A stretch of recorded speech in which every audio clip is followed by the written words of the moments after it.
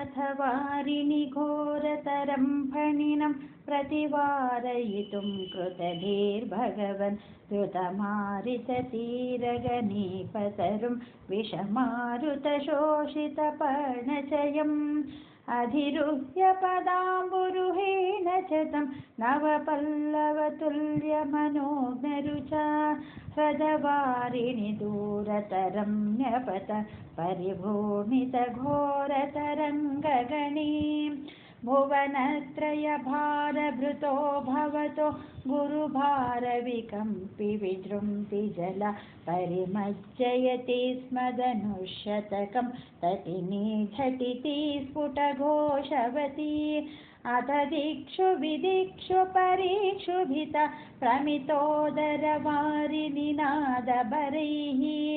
उदकादुदगादुरगाधिपति सुदपान्तमशान्तरुषान्धमनाः फणशृङ्गसहस्रविनिसृमर ज्वलदग्निकणोग्रविशाम्भुधरं पुरतः फणिनं समलोकयता बहुशृङ्गिणमञ्जनशैलमिव ज्वलदक्षिपरिक्षुरदोग्रविश श्वसनोष्मभरः स महाभुजगः परिदर्श्य भवन्तमनन्तबलं परिवेष्टयदस्फुटचेष्टमहो अविलोक्य भवन्तमथाकुलिते तटगामिनि बालकधेनुगणे व्रजहेगतलेप्यनिमित्तशतं समदीक्ष्य गतां यमुनां पशुपाहम् अखिलेषु विभो भवदीयदशाम् अवलोक्य जिहासुषु जीवभरम् फणिबन्धनमाशु विमुच्य जवान् उदगम्यतः सजुषा भवता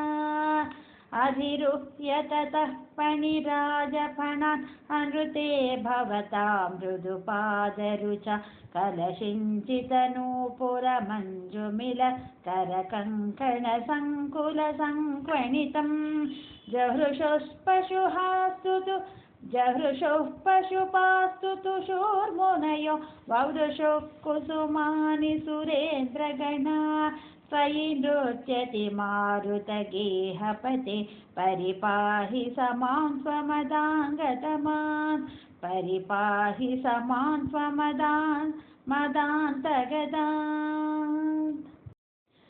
अथ वारिणि घोरतरं फणिनं प्रतिवारयितुं कृतधीर्